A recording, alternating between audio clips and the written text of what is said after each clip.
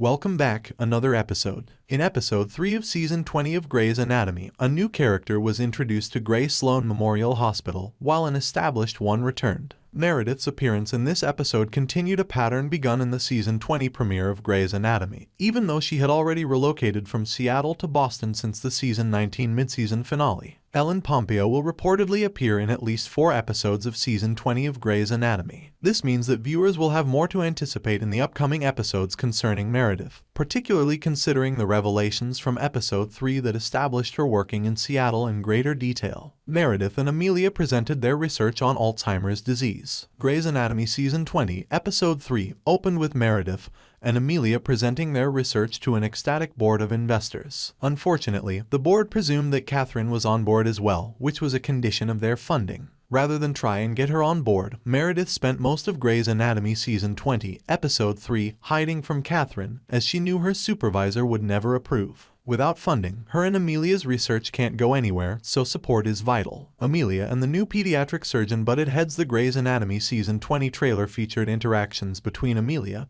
and Grey Sloan Memorial Hospital's newest doctor, Monica Beltran, that got viewers enthusiastic about what was to come. It wasn't until Grey's Anatomy season 20, episode 3, that Monica made her first appearance, but her sequences with Amelia made it worth the wait. The duo started off on the wrong foot, with Amelia stealing a spot Monica was waiting for in the parking lot, only for them to have to work with each other on a case throughout the episode. Monica is a new pediatric attending surgeon, making her the first ped surgeon to join the Grey's Anatomy primary cast since Cormac Hayes. Together, Monica and Amelia, with Blue's assistance, labored on an 8-year-old girl named Milan with congenital hydrocephalus. From the outset, Monica rubbed Amelia the wrong way. Amelia saw her as rude and dismissive, and the new surgeon was blunt and unashamed of constructive criticism. Nico returned in Grey's Anatomy season 20, episode 3. In Grey's Anatomy season 20, episode 3, Nico appeared at the hospital, but not as a doctor. He and his companion, Jason, and their surrogate were working with Joe as they were expecting their first child.